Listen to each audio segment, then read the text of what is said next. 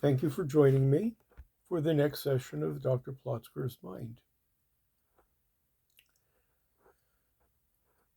Uh, this week I needed to replenish my beer supply for home consumption. Uh, I've been able to distinguish different brands, probably since I started college, which is more than 50 years ago.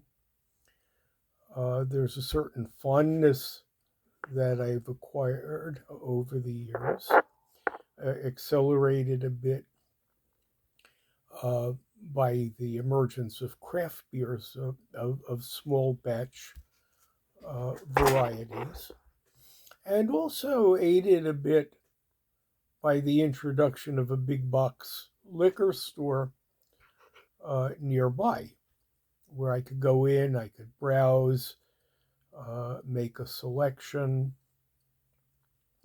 and be satisfied with what I got. For some reason, my options have been deteriorating.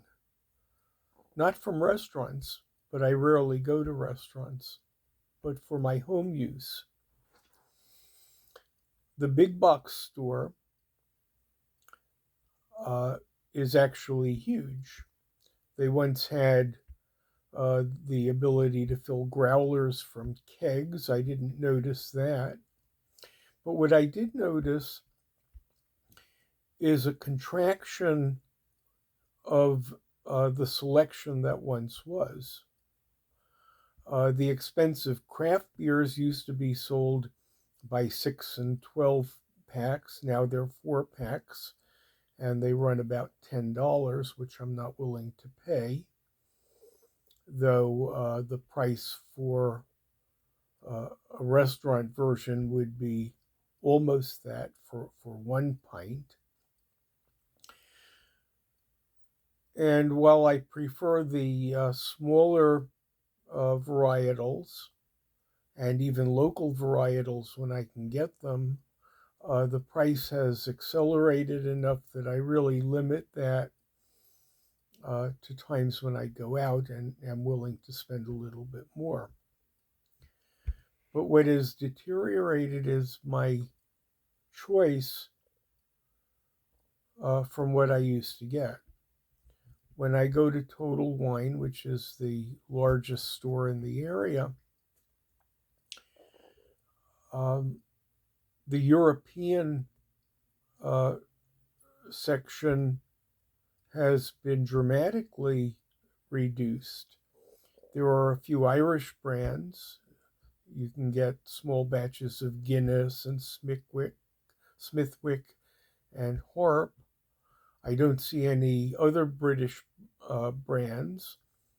I thought there was a Newcastle ale on a different shelf, but that turned out to be made in Chicago.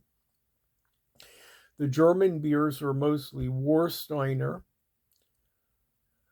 There is Heineken and Amstel from Holland. St. Pauli Girl is gone. I used to like that.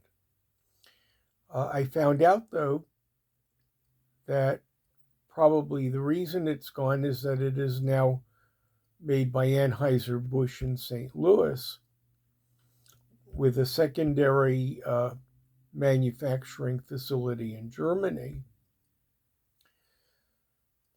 The Canadian selections seem to be holding their own, though Molson Golden has given way to the one beer that I don't like, and that's kind of Molson No Frills. They do have Moosewood, or Moosehead rather, Moosehead and Squirrel. I can always depend on Moosehead and Squirrel as a default, and it's not that expensive, but I chose something else yesterday. The larger craft breweries, the Hawaiian Brewery, Trogs, which is in Pennsylvania, Anchor Steam, even Sam Adams, the number of varieties has gone way down, and the prices have nudged up. Even the cheap beer doesn't have a whole lot. There are still Schlitz and Genesee Cream Ale. Genesee Cream Ale has been a staple. It's not a bad beer, probably one of the best buys. And I ended up getting Yingling Black and Tan, which is one notch less than uh, an internationally distributed brew. But this is not what I was used to at Total Wine. I decided that I would check out Creston's. Creston's is a much smaller operation, regional, been around forever. Once located near my synagogue, though no longer is because my synagogue moved, not because Creston's moved. So I have very little reason to be in that neighborhood, except that I found myself in that neighborhood. I had given platelets, and to get home from the donor center, I have to get off the highway heading north. If I head south instead for 1 block, I'm at Creston's, so I decided to do that. And yes, the selection was, if not larger, more interesting. They had some of the local beers. Again, because of the type of retailer that it is independent with either one or two locations as opposed to Total Wine, which is national. They are able to focus on those made in our region. As a small retailer, they didn't do as well keeping the prices labeled. But as I wandered around, I found the experience more satisfactory and ended up picking a reliable mid-size option from a brewery in Colorado called either Fat Tire or Flat Tire. I think it's Fat Tire, that I might have visited when I was in Colorado. Again, reliable beer and something a little bit different.